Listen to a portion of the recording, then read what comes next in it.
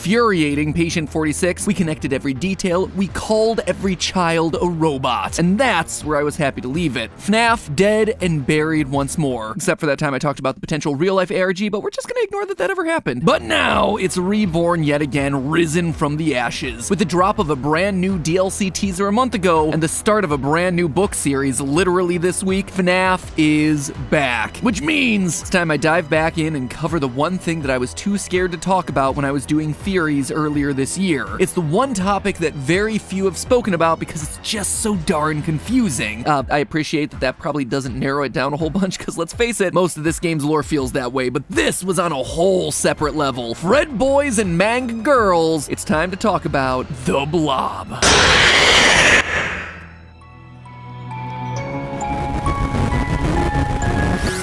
Hello, Internet! Welcome to Game Theory, the show that's full of so much agony from analyzing FNAF, it could probably bring its own animatronic to life. Maybe then I'd finally get a vacation. Soon, my precious, soon. So, you heard the cold open, there's a new FNAF book, there's a new FNAF teaser. But before I get to any of that, there's one topic that all of us left lingering from Security Breach. Everyone's favorite mass of animatronic parts and black tentacles, the Blob. Or, as I like to call him, Freddy Spaghetti. On that note, by the way, I don't know if you're aware, but FNAF is in the process of becoming a real pizza place. Not real. Basically, they're doing the same ghost kitchen stuff that Mr. Beast did for his food company, where existing restaurants just make extra food under a different brand. Actually did a food theory explaining it all. Check it out after the video. It's actually really fascinating stuff and very relevant to the franchise now. Anyway, with a real-life Freddy's comes the need for some real-life food. And if Freddy's Spaghetti is not an item on that menu, so help me, I will write a politely worded letter to their social media account and kindly request that they reconsider. Anyway, the Blob was, at the time, the mystery that no one could crack. Then you've got the Blob as well. The Blob's just on another level of complicated. With the Blob, there are so many animatronic bodies there that have no reason to be there. I'm gonna take a stab in the dark. I think I put Henry in the Blob. The Blob is just a catch-all, all loose ends. And anything we don't understand, it's in there. It's in the Blob. But you know what? It's been half a year. I'm done just throwing all our unanswered questions into this literal landfill of a character. Today we're getting some definitive answers as to what and who this thing might actually be. And those answers are gonna do two things for us. One, they'll absolutely help clarify how we talk about this franchise moving forward. And two, they'll certainly have severe implications for the Ruin DLC that's coming out early next year. So in the event that you repress this game, and specifically this character in your memory like I did, here's the quickest of reminders. In Security Breach, if you stay past 6 a.m. and defeat all the other animatronics, you're able to descend down into the basement of the Pizzaplex. It's there that you discover the remains of the FNAF 6 restaurant with a big ol' hole in the middle. Try to go down that hole on your own, and you're immediately jump scared by the face of Funtime Freddy attached to a big oily tentacle. But hop into Glamrock Freddy and he protects you, saying that his friends are here and that they're angry and confused. Then, during the Afton fight, those same oily tentacles pop in from the vents, trying to capture you, or anyone, to be honest. Burn Afton enough times and you get the final cutscene where the Blob returns to drag Afton off into the ceiling to keep him in cold storage until the next game. And because this is one of only a handful of animated cutscenes in Security Breach, everyone assumes that this is the true canon ending of the game. So figuring out what this thing is meant to be must be pretty darn important, right? So I guess it's time for me to stop stalling and start theorizing. The best place to start is to understand what exactly this thing's made out of, because really, it's a who's who of FNAF history. Obviously, we see Funtime Freddy as its main face. As you're descending down through the hole, though, you can definitely make out FNAF 1's Chica. The shape of the head and the torso are a dead giveaway here. Peeking out is also FNAF 1's Bonnie. Notice the coloring of it and the lack of rosy cheeks. We also have a few random arms and legs popping out. These all match the style of FNAF 1 animatronics. Notice the 3 toes on the feet and the 3 fingers and thumb with no joints on the fingers of the hands. And that's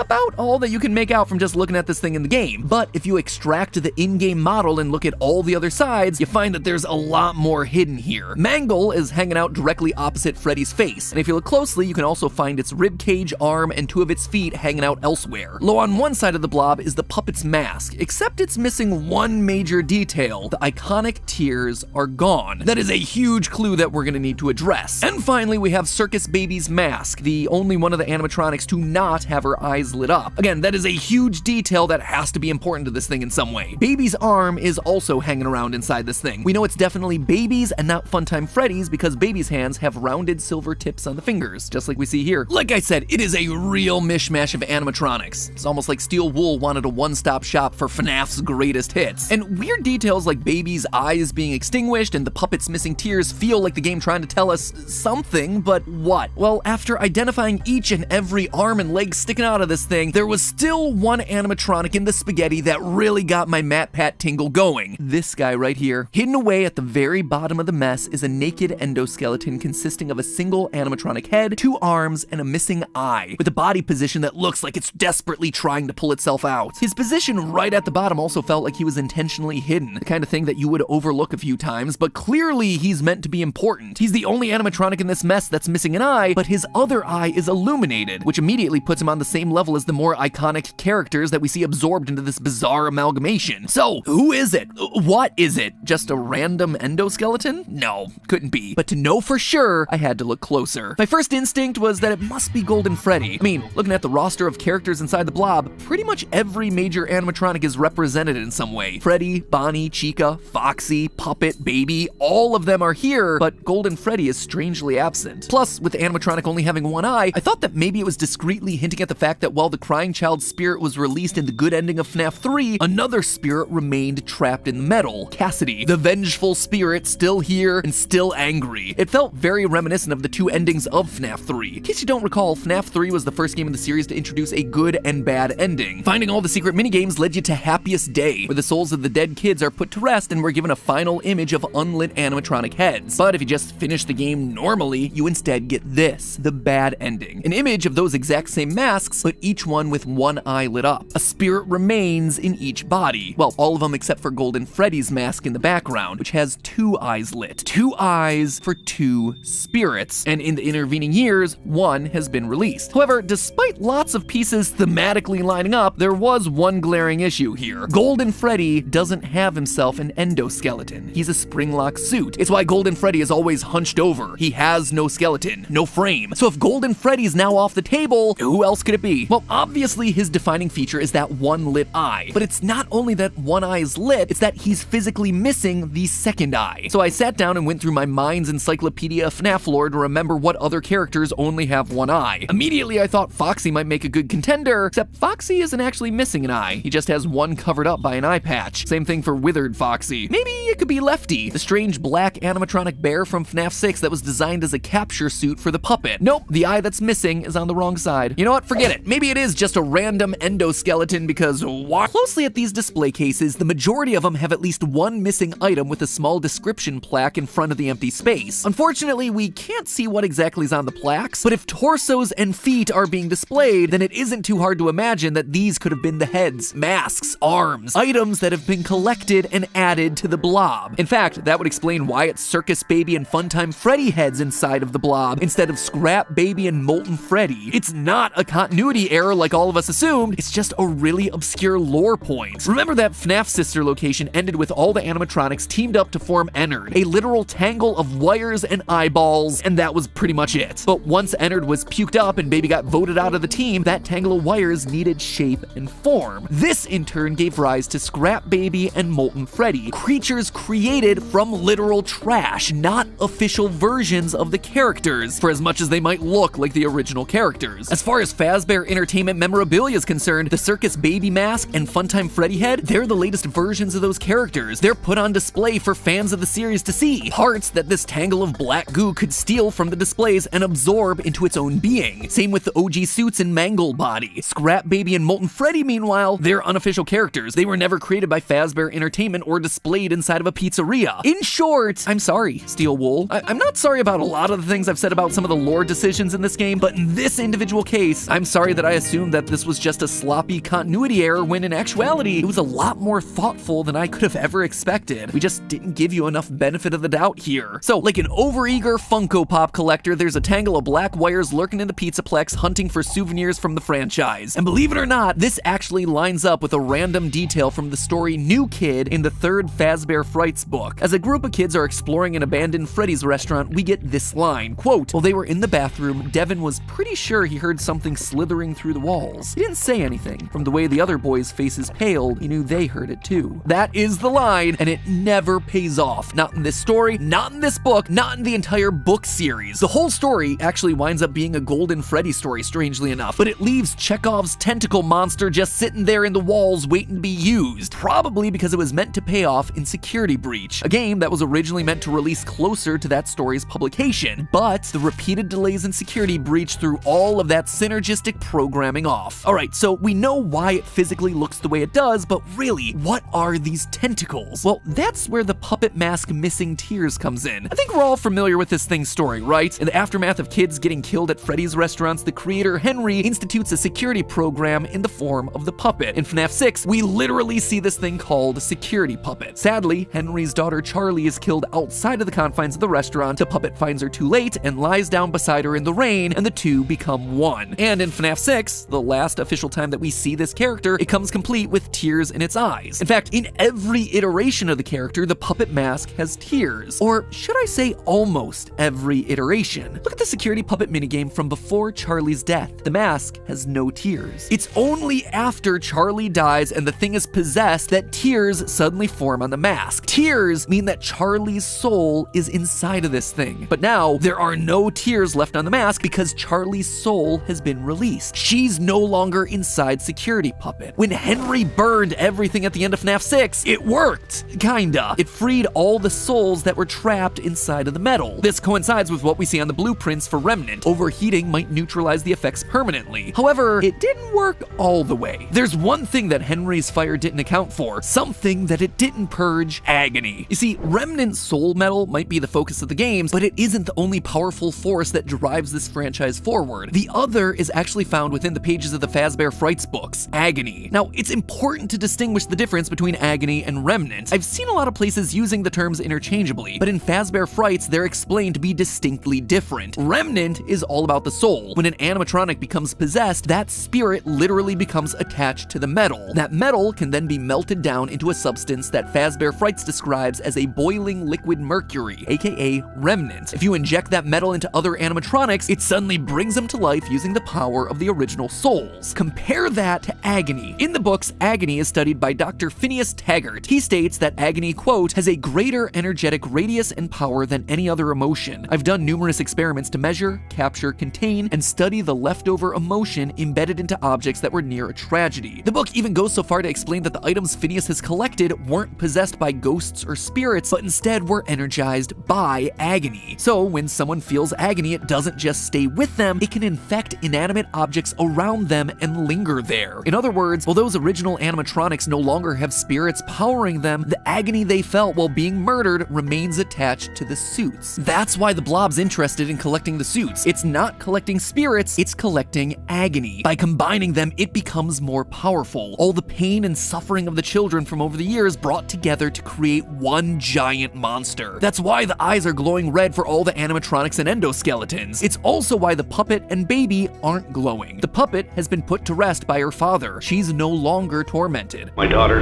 if you can hear me, it's time to rest. For you and for those you have carried in your arms. And baby, well, yeah, she is certainly angry. She is jealous, but she's also eager to please her father even after death. Now we can do what we were created to do and be complete. I will make you proud, Daddy. She embraces the monster that she's become. She's not filled with agony, but everyone else? Absolutely. Even in that finale speech, we hear Henry say it. This place will not be remembered, and the memory of everything that started this can finally begin to fade away, as the agony of every tragedy should. Agony! Woo, woo, he did it! He said the word! So, there you have it, friends. Over half a year after the game's release, we finally solved the last mystery of Security Breach. The Blob isn't a giant continuity breaker, it's just a very cleverly composed amalgam